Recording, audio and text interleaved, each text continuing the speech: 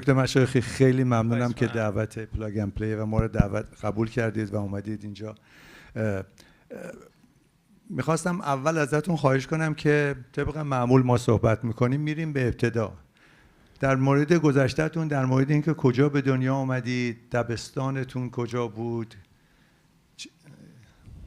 اولش من سلام عرض میکنم خدمت همه دوستان. خوشحالم که فرصتی هست که در خدمتتون باشم.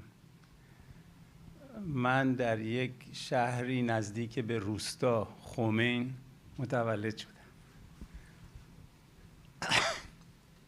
و تحصیلات ابتدایی و سیکل اول دبیرستان رو در اونجا طی کردم. منتها چون به ریاضی علاقه داشتم و اونجا رشته ریاضی نداشت اون سالها، برای ادامه تحصیل رفتم تهران، دبیرستان ادیب. دبیرستان ادیب یکی از دبیرستان‌های دولتی نسبتاً خوب بود. چند تا دبیرستان خوب اون وقتا بود تهران، یکی دارالفنون بود، یکی مروی و یکی ادیب. برها من وارد ادیب شدم و در اونجا دیپلم گرفتم سال 1345 و بعد کنکور دادم و رفتم دانشگاه صنعتی آریامهر، اون وقت که دانشگاه شریف فعلیه. شما دوره اول دانشگاه آریامهر شریف فعلی، دوره اول از دانشجوها اونجا بود؟ بله، سال 45 اولین سالی بود که دانشگاه آریامهر دانشجو میپذیرفت و من جزء دوره اول بودم که قبول شدم. و قبلا صحبت کردیم به طور خلاصه یکی از تاثیرگذاران زندگی شما دکتر مجتهدی بودن که من فکر کردم که شما در دبیرستان با ایشون آشنا شدید و در حقیقت در دانشگاه با ایشون. بله، تو در دانشگاه باشون، چون ایشون در واقع مؤسس پایه‌گذار دانشگاه و رئیس اول دانشگاه بودن و خب شخصیت ویژه‌ای بود دکتر مجتهدی. از نظر انضباطی که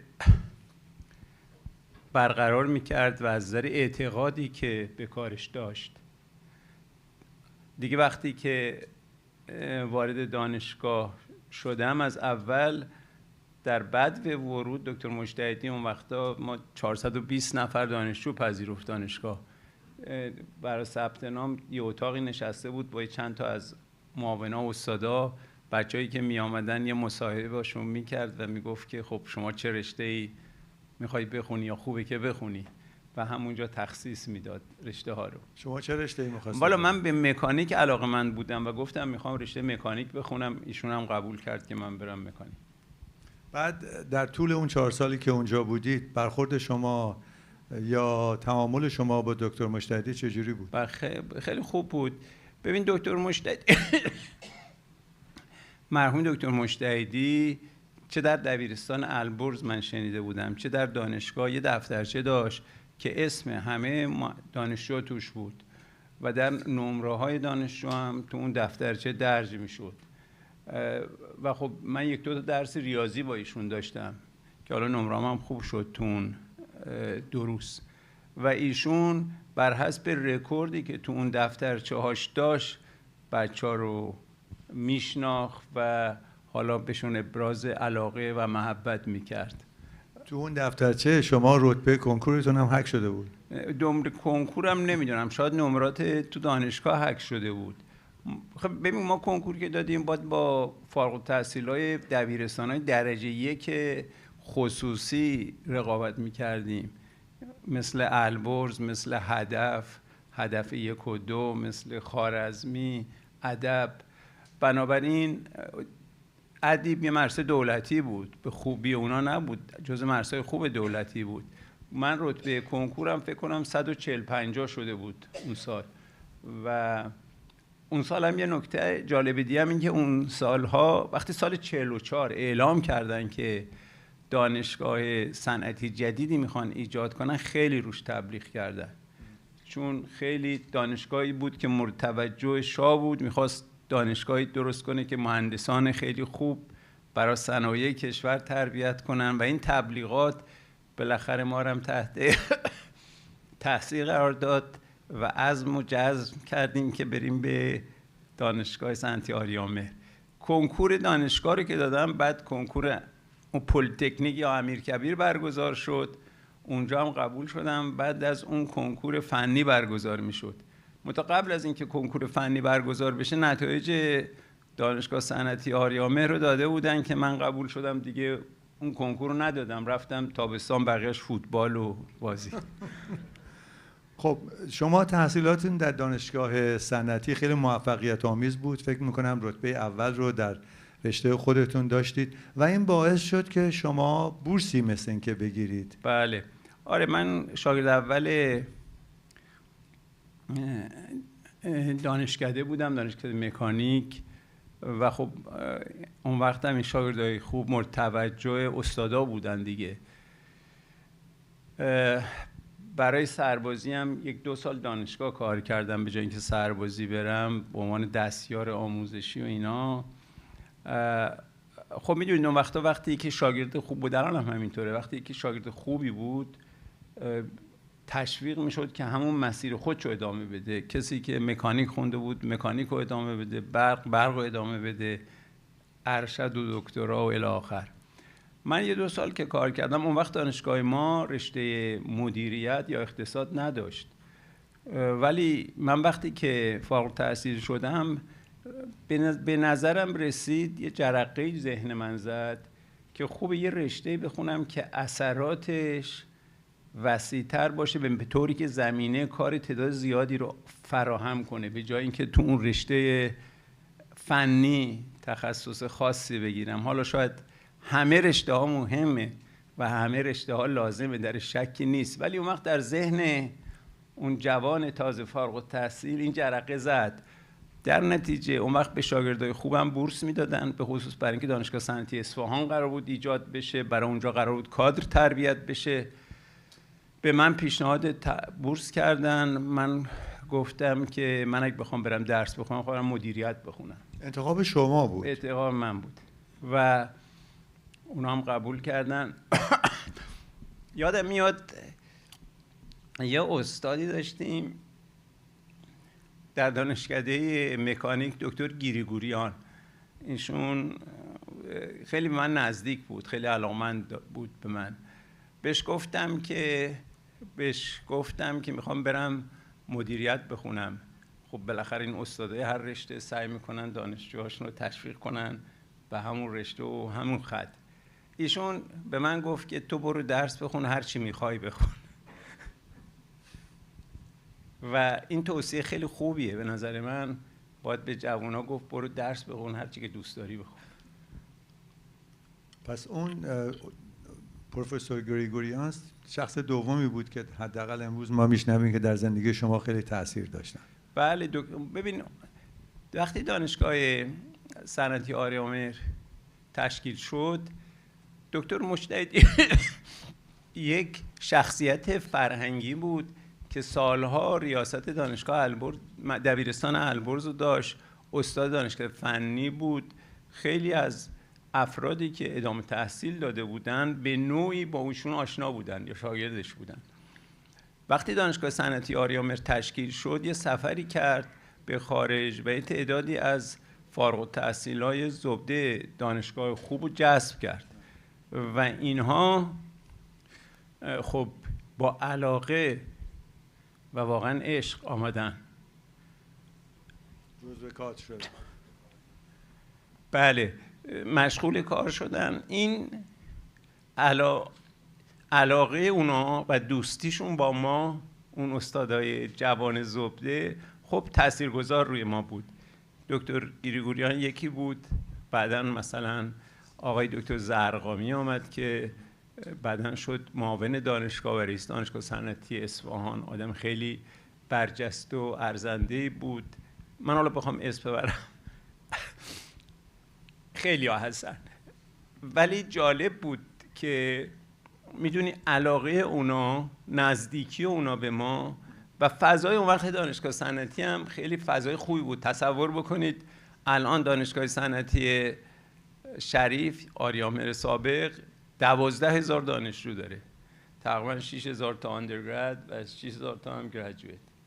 اون وقتا ما 420 تا بودیم دوره اول و چقدر ما استادایی هم که آمده بودن خیلی جوان بودن، خیلی به هم نزدیک بودن. مثلا همین آقای دکتر گریگوریان ورزشکارم بود، منم ورزش میکردم، تو 2 میدانی بودم، ایشون مربی 2 میدانی من بود تو 110 متر با مانع. یعنی اینقدر به هم نزدیک و دوست بودیم و در نتیجه خب تأثیر میذاشتن روی جوونا، اخلاق اونا، منش اونا و اینا رو علاقمند میکردن. خب شما تصمیم گرفتید که برای مدیریت بیایید بیرون از ایران. بله. بعد انتخاب MIT با شما بود یا اینکه خب MIT یک دانشگاه معروفی بود، الان هم هست. بنابراین انتخاب اول من MIT بعدم استنفورد انتخاب کرده بودم. رفتم MIT. دکتر زرقامی خودش یک سالی MIT بود، یعنی دکترای ساختمان بود، 2 سال رفته بود چون به ریاضی خیلی علاقه داشت، رفته بود MIT و ریاضی مطالعه کرده بود، آمد ایران. اونجا با آقای جی فارستر آشنا شده بود که سیستم داینامیکس رو ابداع کرد و درس میداد. ایشون خیلی تشویق کرد که من برم اونجا اون رشته رو بخونم.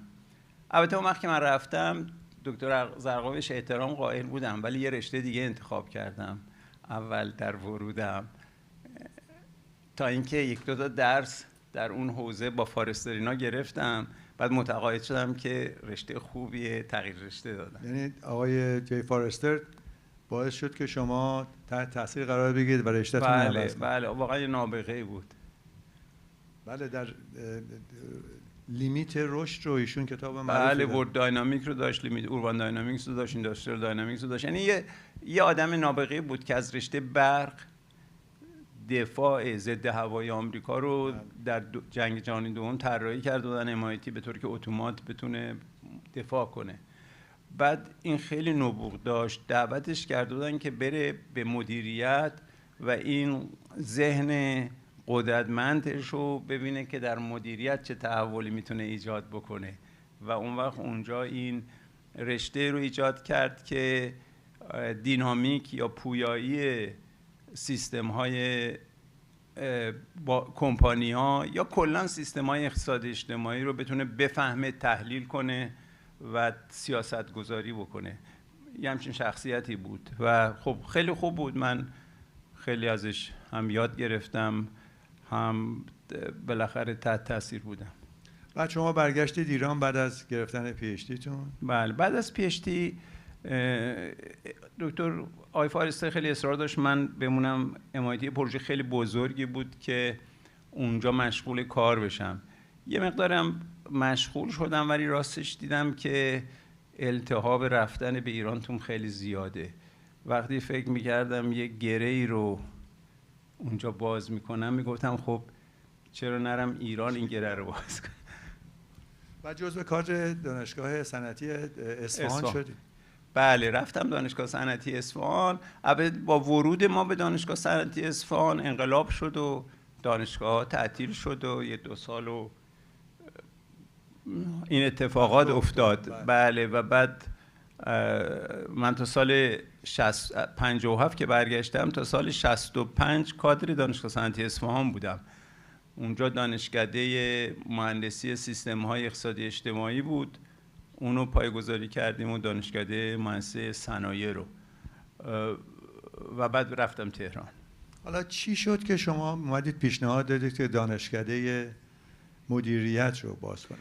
ببین از وقتی که خب من وقتی فکر کردم که رشته مدیریت رشته مهمیه برای کشور و برای سامان دادن به فعالیت‌های شرکت‌ها و سازمان‌ها و لازم اینا دارن اگه بخوان رشد کنن، به MIT که آمدم دیدم که خب فکر درستی کردم. راستش اونجا یه مقداری هم مدیریت خوندم هم اقتصاد خوندم و بیشتر متقاعد شدم که این مسئله مهمه در کشور که یه عمقی پیدا کنه. میدونید در اون سالها تا شاید سالها بعدم رشته‌های علوم انسانی مثل اقتصاد و مدیریت خیلی مقبولیت زیادی نداشت. شاگردای باهوش ما، ذهن‌های قوی ما جذب مهندسی و پزشکی می‌شدن. بعد اونایی که رده های پایین تر بودن میرفتن اون رشته ها، در صورتی که اون رشته ها فوق‌العاده مهم و پیچیده است برای سامان دادن به کشور و اداره کشور. منتها چون استفاده نمیشد از اینایی که علوم انسانی خوندن و علوم اجتماعی خوندن، کسی هم رغبتی نمیکرد بره. بعد من وقتی آمدم MIT رو خوندم دیدم که واقعا همینطوره. بعدم که برگشتم ایران، دانشگاه تعطیل شد، 1-2 سال چیز شدم، دعوت کردن که دکتر بانکی بود که دعوت کرد منو برم برنامه بودجه و نظام برنامه‌ریزی کشور رو طراحی کنیم و پیاده کنیم سالهای 50 60 تا 61. اون وقت اونجا با بدنه کارشناسی کشور که مواجه شدم دیدم واقعا از این جهات کشور خیلی فقیره. به خصوص بعد از انقلاب یه سری از مدیرای و کارشناسای خوبم بیرون کرده بودن از ادارات، خالی شده بود و بیشتر متقاعد شدم که ما باید روی این رشته ها کار کنیم در کشور. بنابراین اولین کاری هم که کردیم یک رشته مهندسی سیستم‌های اقتصادی اجتماعی در سطح گریجویت پروگرام در صنعتی اصفهان ایجاد کردیم. اسمش هم گذاشتیم مهندسی که بچه‌ها گول بخورن بیان. ولی بیشترش درسای همین اقتصاد و برنامه‌ریزی و اینا بود و اینم مؤثر واقع شد. البته بعد که آمدن دیدن بحثای مهمیه، خیلی هم خوشحال بودن که آمدن. بله، بعد اونجا ادامه پیدا کرد تا من آمدم به تهران. چون سوال بعدیتون اینه که خب چی شد آمدی شریف؟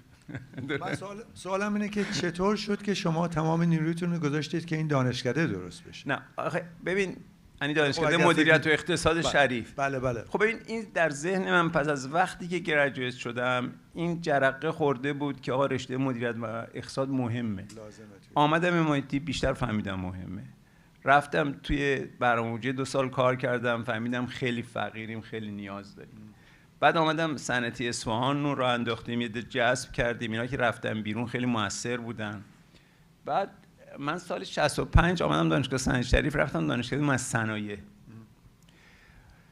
این رئیس برنامه بودجه اون وقت آقای زنجانی بود. دیدیم فارغ التحصیلای اصفهان خیلی خوبن براش، خیلی موثرن. از من خواست که برم یه مؤسسه‌ای در نیاوران درست کنم، یعنی نه در نیاوران، بعداً محلش شد نیاوران، مؤسسه عالیه پژوهش در برنامه‌ریزی توسعه که وابسته برنامه بودجه بود که همین کادرها رو تربیت کنه.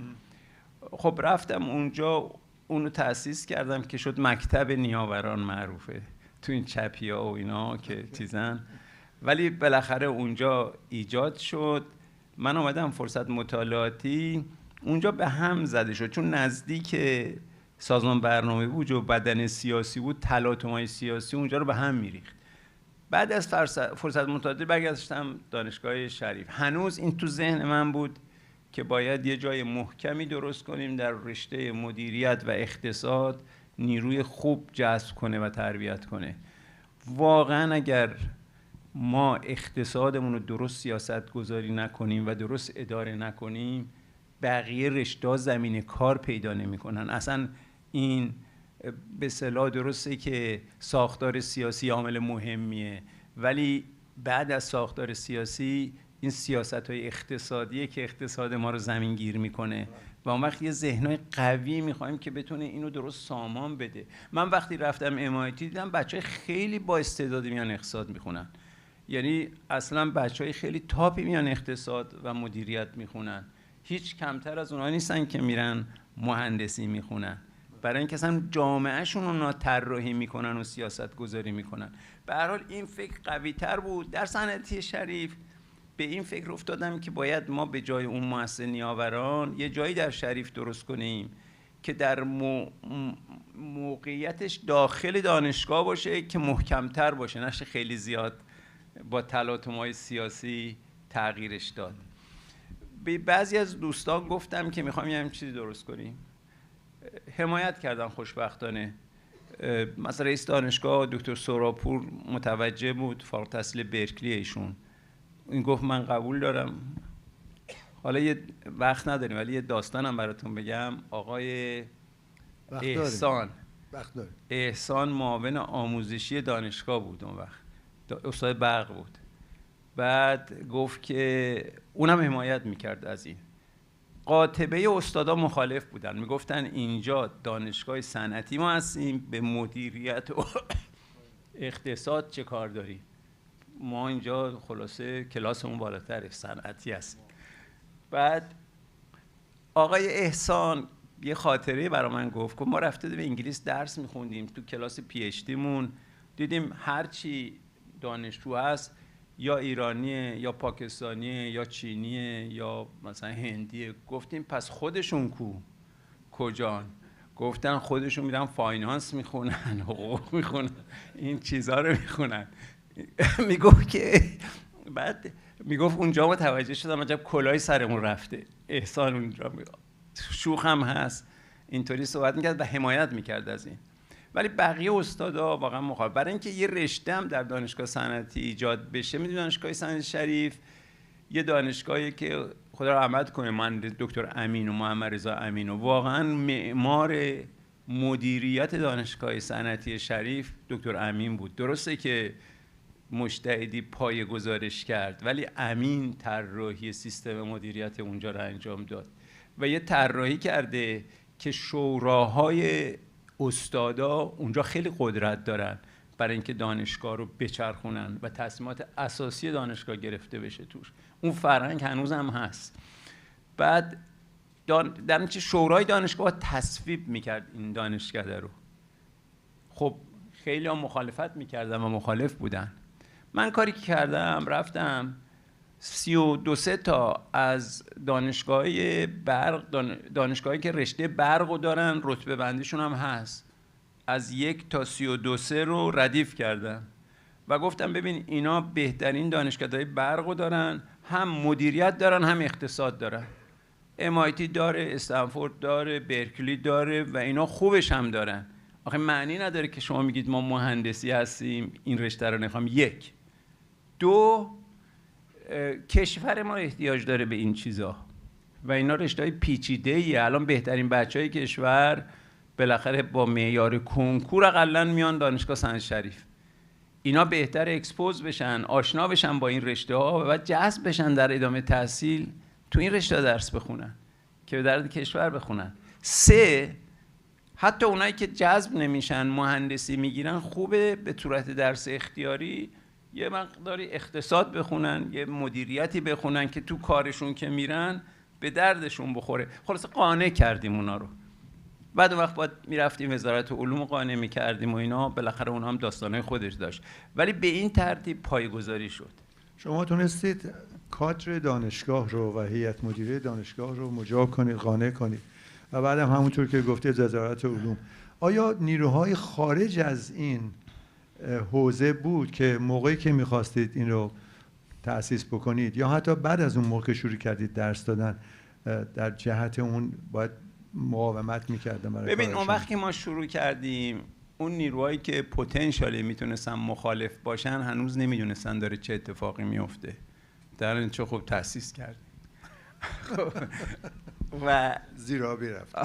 یعنی چرا خاموش؟ یعنی چرا خاموش؟ بالاخره تأسیس کردیم، دانشگاه تأسیس میشه دیگه. و بعد کادرهای خیلی خوبی جذب کردیم. این کادرهایی هم که جذب شدن واقعا بیشترشون تو همون جریان آموزش در مؤسسه و صنعتی اصفهان و اینا آشنا شده بودن، اکثرا بک‌گراند مهندسی داشتن. اینا جذب شدن و یواش یواش و یه سیاستی هم داشتیم که تو این دانشکده ما هر کتابی که درس میدیم با 5 سال بیشتر از چاپش نگذشته باشه و کتاب جهانی باشه، دانشگاه خوب درس بدن و با کیفیت خوب شروع شد این رشته. وقتی که شروع شد بالاخره از توش حرف در آمد، مقاله در آمد، مصاحبه در آمد، فارغ التحصیلاش رفتن بیرون حرف زدن، یه ده حساس شدن بهش که اینا چی میگن، کیان، کجان. اون وقت یه مقداری شروع شد به مقاومت. حتی یه وقتی در زمان یکی از این ریاست جمهوری ها میخواستن تعطیل کنن اونجا رو، دانشجو نذارن، ولی دیگه یه مقداری میخوام بگم از کار گذشته بود، برای اینکه هم دانشگاه فهمیده بود کار خوبی کردیم حمایت میکرد، هم فارغ التحصیلانمون یه نیروی اجتماعی شده بودن هم کمپانی‌ها و سازمان‌هایی که اینا براشون کار می‌کردن نیروی اجتماعی شده بودن، نشد متوقف کنن و خلاصه الحمدلله ادامه پیدا کرد. خب شما هم تأسیس کردید، همین که ادامه دادید و در کادر درسی تدریس می‌کردید. بله. و اینجا بود که شما با خیلی از دانشجوها در تماس بودید و تونستید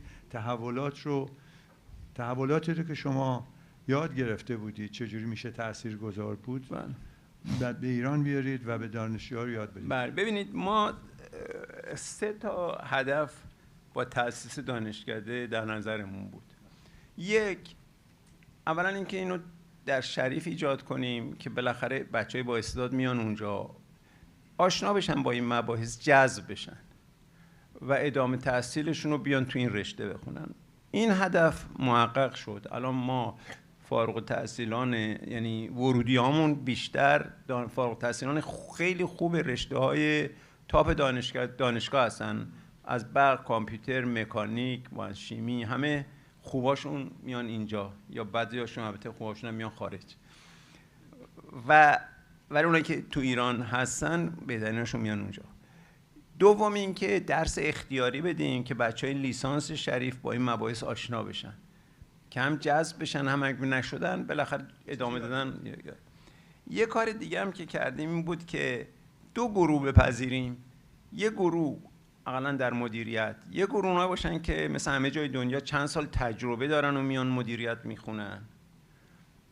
یه گروه هم بچهای فرشی که تازه فارغ التحصیل شدن و شارپن میان میخونن، که این گروه که تازه فارغ التحصیل شدن به سنی هستن که میتونن برن ادامه تحصیل بدن، پی اچ دیشون رو بگیرن، بیان بشن کادر آینده این رشته ها، یعنی کادر سازی بشه برای این رشته ها.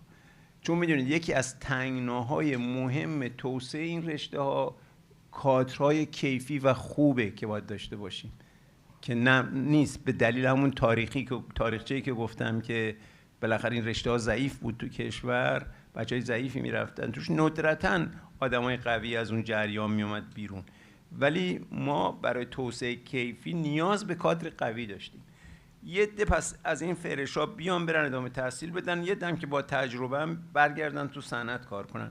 اینقدر از این استقبال شد، ما سال دوم که این اعلام کردیم، آماری که من میگفتن 50,000 نفر تو کنکور شرکت کرده بودن، ما 50 نفر میخواستیم برای MBA بگیریم.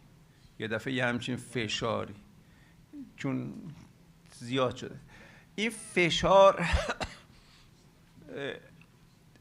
سبب شد که یه عده از اینایی که قبول نمی شدن برن لابی کنن، بگن اینا تو اون مصاحبه که با تجربه ها رو میگیرن پارتی بازی میکنن، در نتیجه تجربه رو حذف کردن و ما فقط بچهای فرش رو گرفتیم.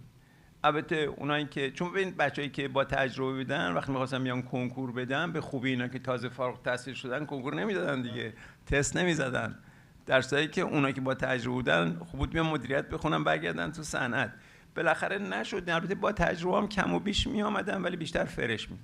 حالا این هدفی که ما کادرای آینده رو به این ترتیب تربیت کنیم، یکی از اونهاست که داره اتفاق میفته، اگرچه خیلیاشون یا نسبتاً اونایی که میان خارج تاشون اونجا میمونن. الان رئیس دانشکدهمون آقای مدنی زاده است، ایشون برق شریف بود، با این مباحث تو دانشکده ما آشنا شد، استنفورد ارشد گرفت، مستر گرفت، شیکاگو دکتراشو گرفت، برگشته الان رئیس دانشکده است.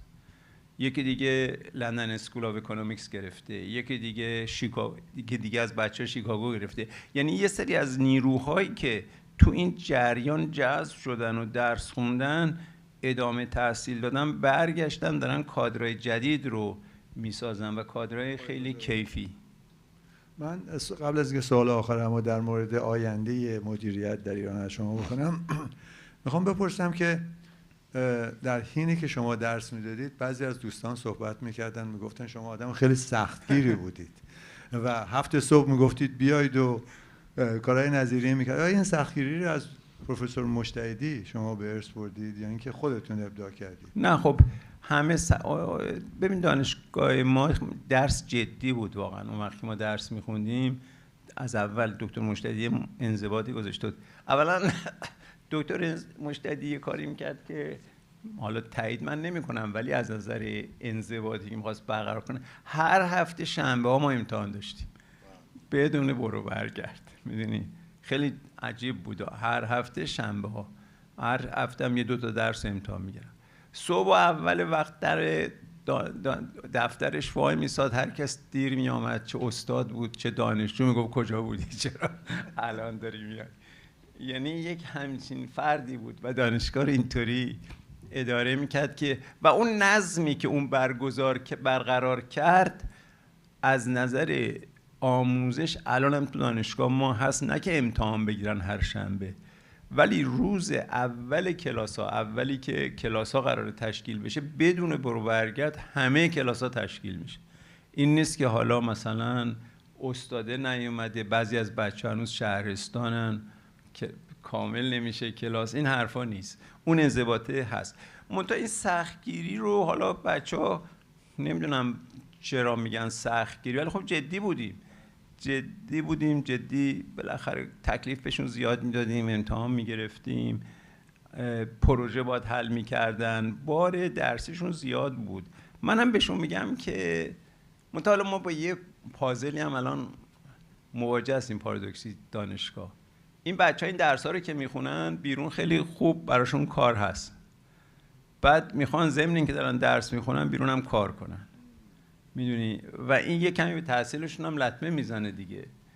خلاصه ما بهشون میگیم که آقا این 2 سال بایستا اینجا حسابی درستو بخون، عمیق یاد بگیر، فرصت داری که بیرون کار کنی. ولی خب این نصیحت ها معلوم نیست که چقدر موثره، فقط برای بعضی از بچهای خیلی درس خون موثره، ولی این مسئله هست. یعنی واقعا چیزی که الان دانشکده ما من فکر کنم تدریس میشه در بیرون خیلی بهش احتیاج هست و بازار کار بچه‌ای که ما فارغ التحصیل میکنیم بیرون خیلی خوبه که حتی در حین تحصیلشون هم بیرون بهشون احتیاج دارن. سوال آخر من در مورد آینده مدیریت در ایران و میخوام تقلب کنم همون سوالم اضافه کنم که اگر دوستانی که اینجا هستن، خب ایران نیستن اینجا هستن، چجوری به مدیریت فکر کنن به عنوان یک وسیله، به عنوان یک دانشی که میتونن اضافه کنن به چیزهایی که میدونن برای پیشبرد کارهاشون. ببین ما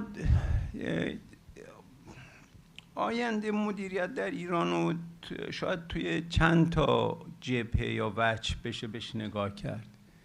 یکی آینده آموزش مدیریت در ایرانه. من بهش امیدوارم که جایگاه خودشو داره پیدا میکنه، هم مدیریت هم اقتصاد، به طوری که اهمیتش داره برداشت میشه، نیروهای خوبی دارن جذب میشن، بعضی از اینا احتمالاً برمیگردن کشور و بالاخره مغزهای خوبی تو این دو رشته فعال میشه.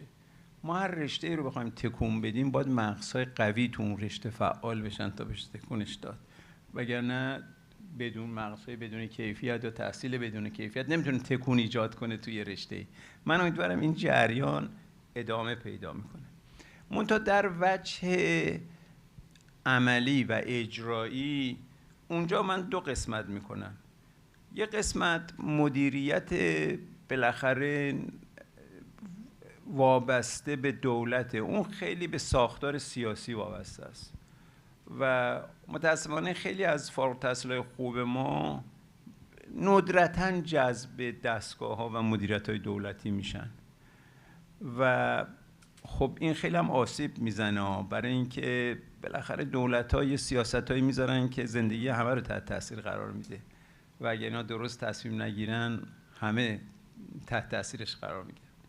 یه جبهه دیگه‌اش مدیریت در بخش خصوصی و این استارتاپ ها و شرکت هایی که جدید شروع شدن و اینا دارن تغذیه میشن توسط فارغ التحصیلای ما. الان خیلی از فارغ التحصیلای ما تو استارتاپ های موفق هستن و مؤثر هم بودن تو رشد اونا و توسعه اونا و درست میفهمن.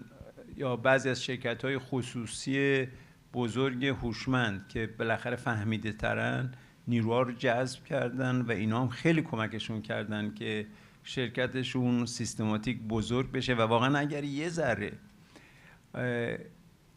ذره ارتباط ایران با خارج درش باز بشه و چیز بشه، اینا میدان بزرگی برای توسعه خواهند داشت. حتی همون شرکتایی که در ایران دارن فعالیت میکنن، نمونه‌ای داریم که الانم بیرون شعبه زدن، شاخه زدن، ولی میتونن واقعا یه جهش بزرگی تو منطقه داشته باشن. بنابراین اون حوزه مدیریت خصوصی رو من فکر کنم میتونه اینجا تحت تاثیر قرار بده و درست باشه. البته یه نکته دیگه هم عرض بکنم برای اینکه ببین، ما دانشکده رو که خب درست کردیم، رشته مدیریت، رشته اقتصاد کلان اقتصاد و سامان میده، سیاست‌های پولی و مالی رو میریزه که تورم درست باشه، بیکاری کم باشه، نمیدونم اینجور چیزا. مدیریت در سطح انترپرایز و بنگاه داره سامان میده که چه جوری باشه. ما یه لایه میانی داریم که اونم خیلی مهمه، اون پابلیک پالیسیه که مثلا سیاست‌های آموزش چی باشه، سیاست بهداشت درمان چی باشه، سیاست‌های ما اونم تو دانشگاه داریم ایجاد میکنیم. الان با سیاست گذاری علم و تکنولوژی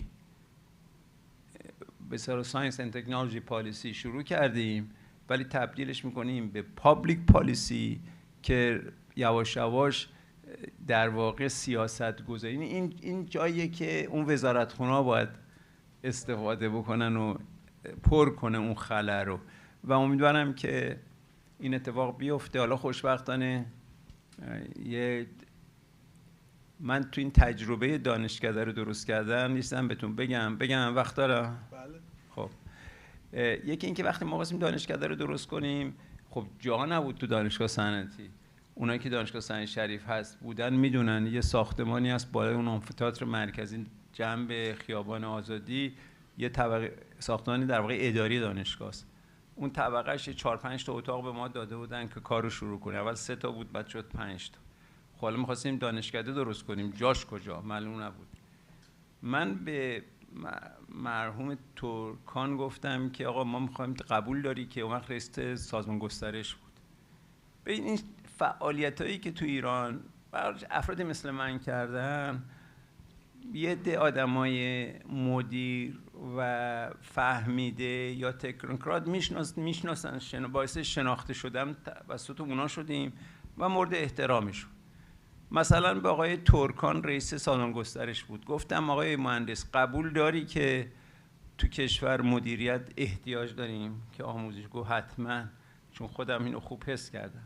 گفتم حالا ما می‌خوایم دانشکده مدیریت درست کنیم، حاضری ساختمانشو بسازی؟ گفت که آره، زمینشو بدن میسازیم. به سوراپور گفتم رئیس دانشگاه که زمین می‌خوایم، اون شمال دانشگاه زمینی بود، اونو تعیین کرد و آقای ترکان هم 1 ساله ساخت اون دانشکده رو که اگه می‌خواستیم دولت بیاد بسازه 5-6 سال طول می‌کشید. این یه جالب بود. و بعد راجع به فرنیچرش به مدیر توانیر باز از فارغ التحصیلای شریف بود، گفتم ما دانشکده درست کردیم، بالاخره میسندلی میخواد، میسندلی‌ها رو میدی؟ گفت آره. به یکی دیگه تو ایزیران بود، گفتم کامپیوتر میخوایم، کامپیوتر میدی؟ به یکی دیگه تو نفت بود، گفتم کتابخونه میخوایم، کتابم گرونه، کتاب خارجی، کتاب میدی؟ گفت یه بودجه براتون تعیین میکنم، برید نه $500,000 $1 میلیون شما سفارش بدید، کتاب میاد براتون.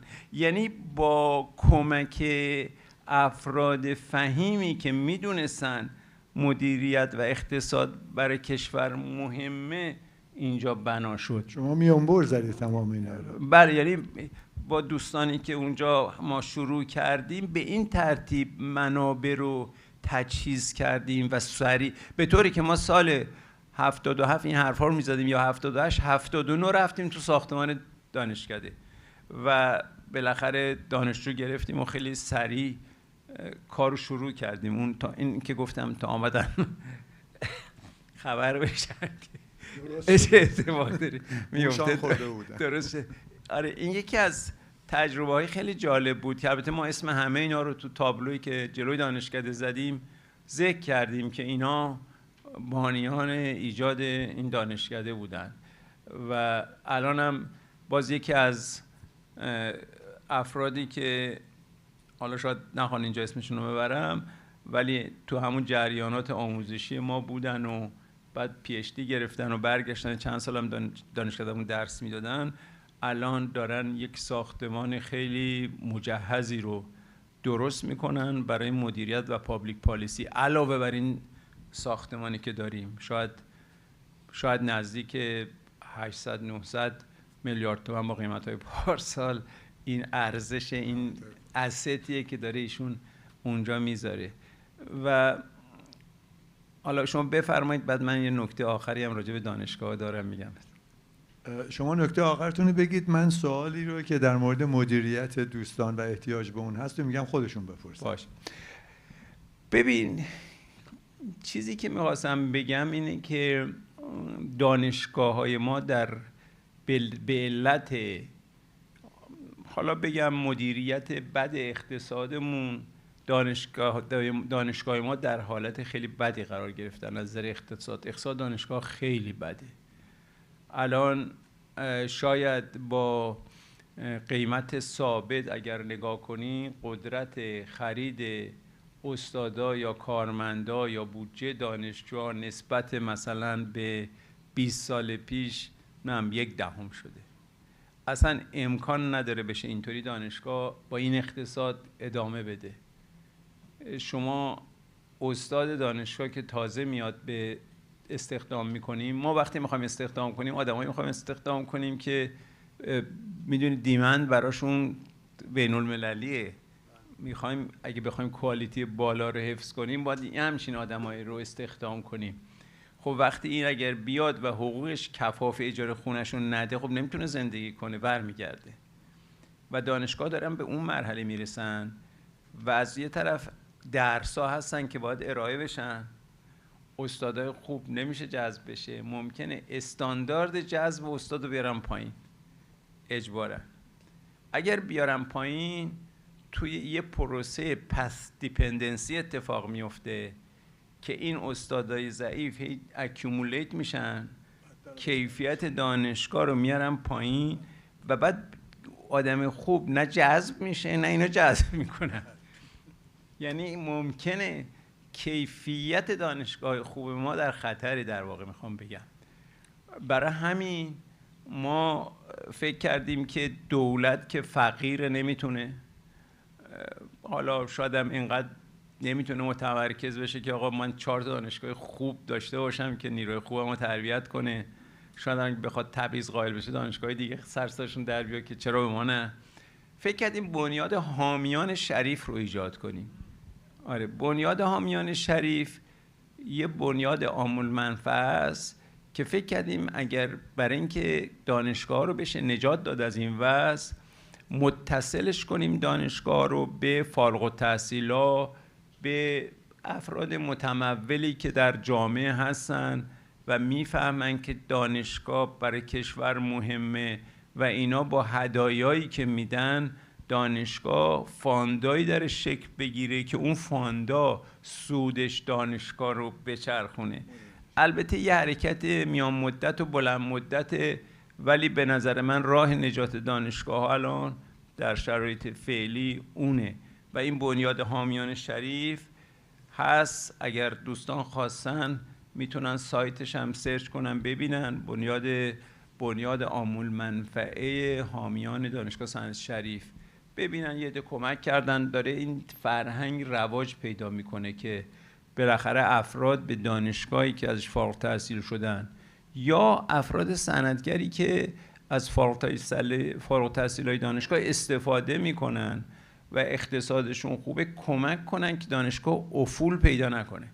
من خیلی نگران افول کیفیت دانشگاه‌های خوبمون هستم، به خصوص شریف. ما باید چند تا دانشگاه خوب تو کشور نگه داریم به هر وسیله‌ای که هست تا یک دورانی گذار کنیم و انشالله وضع مدیریت کشور و کلن اقتصاد کشور و اینا درست بشه و دانشگاه رو بتونه بیاره بالا. وگرنه آقای سعید ما باید بریم دانشگاه هامون اگر افول پیدا کنن تو اون مسیر پس دیپندنسی برن ته دره، درست کردنشون دیگه خیلی سخته. اگه بخوایم یه دانشگاه خوبی داشته باشیم باید بریم از نو درست کنیم یکی. یعنی دکتر خیلی ممنون. شما عشق و علاقه‌ای رو که ابراز میکنید ازتون مشهوده در قبال این نهادی که درست کردید ایران و پروروندید خیلی خیلی واضحه. من مطمئنم دوستانی که اینجا هستن خیلیشون از شریف فارغ التحصیل شدن. البته گفتن نگید کیا مال شریفن ولی خب خودشون میدونن که هستن و اینا. مطمئنم در این کار موفق خواهید بود. خیلی ممنون، خیلی متشکرم.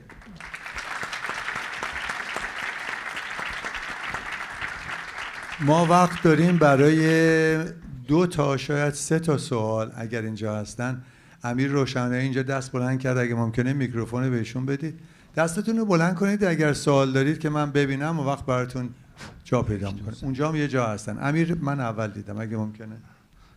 خیلی ممنون آقای پروفسور، خیلی متشکرم. من خیلی خوشحال هستم که ایشون رو بعد از 14-15 سال میبینم.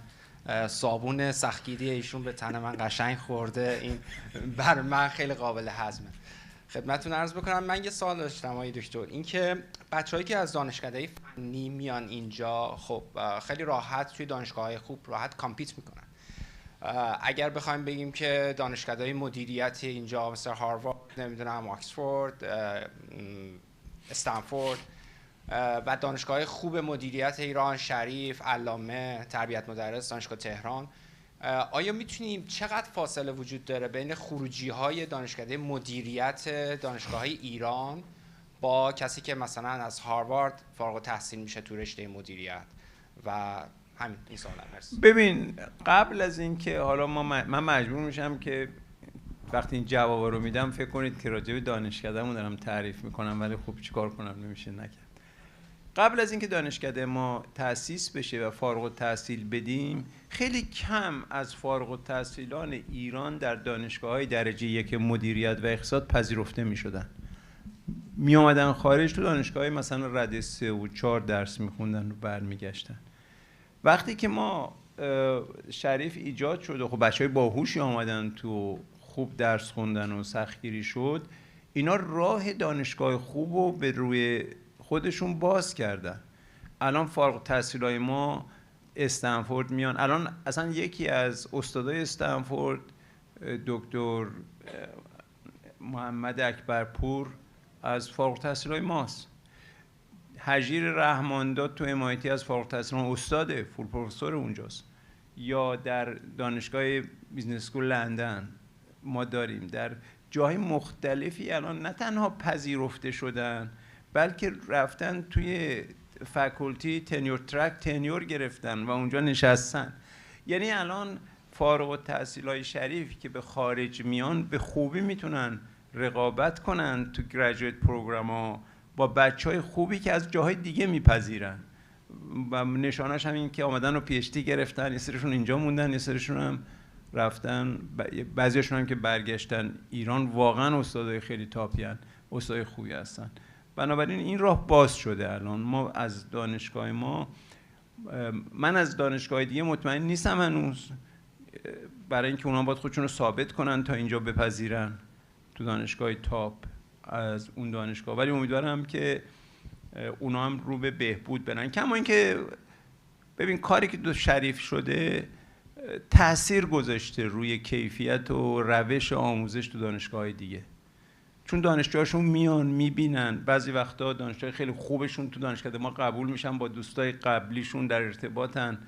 به هر حال یه جریانی که باید ادامه پیدا کنه تا این رشته ها تو کشور رشد کنه، ولی الان از دانشکده ما میان و رقابت هم میکنن و مشکل نداره. سوال دوم، لطفا خودتون رو معرفی کنید و افیلیشنتون هم بگید.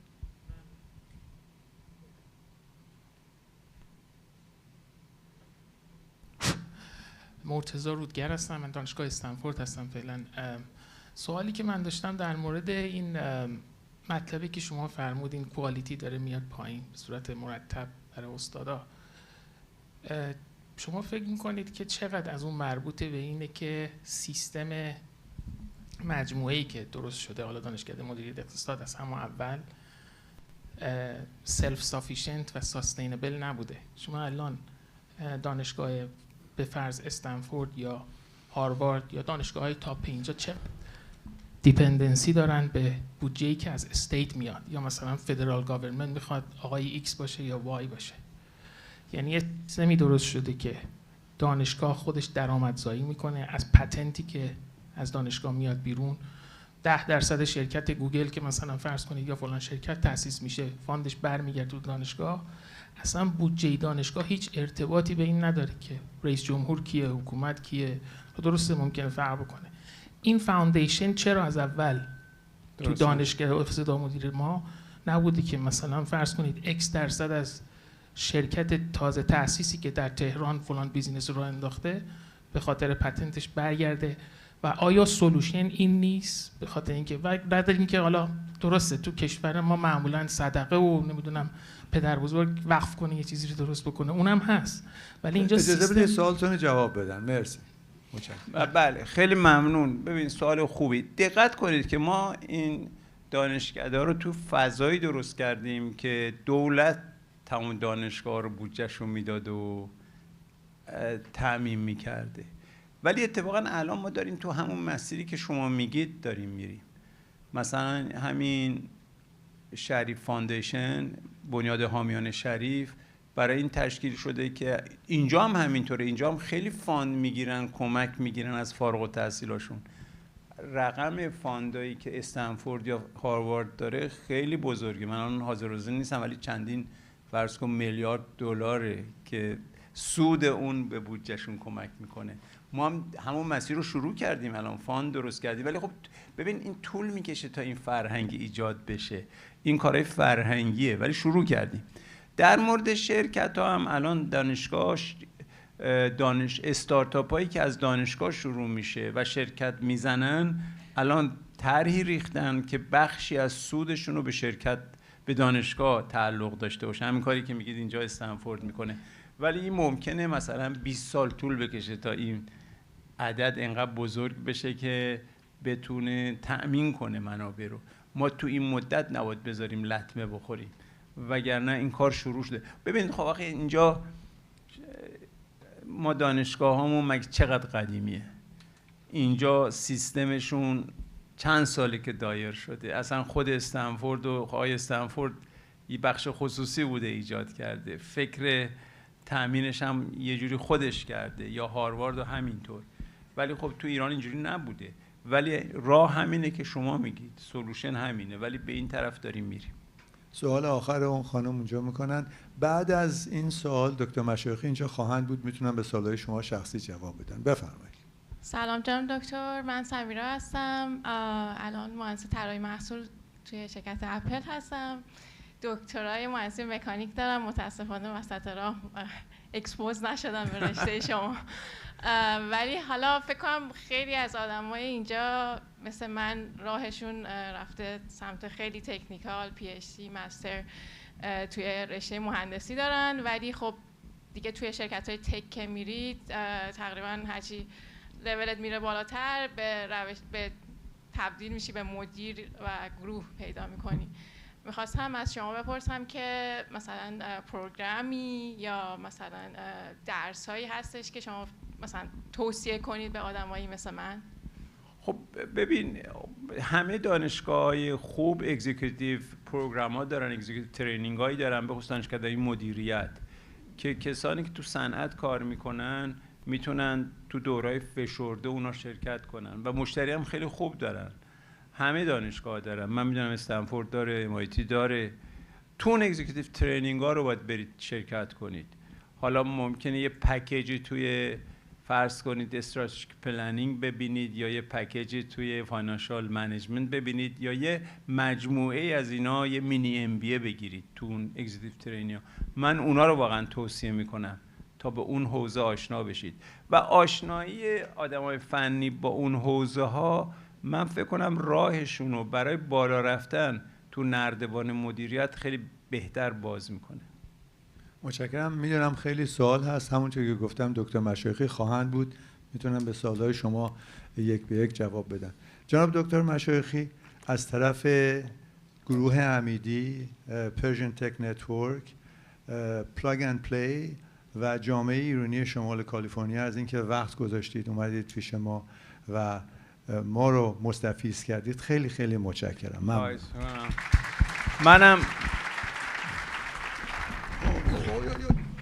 منم از این که شما رو میبینم خیلی خوشحالم، انرژی میگیرم و امیدوارم در آینده راهی باشه که شما بتونید ارتباطتون با ایران رو ایجاد کنید، قوی کنید و از ثمرات تجربی و علمیتون ایران رو بهره مند کنید. خیلی ممنون.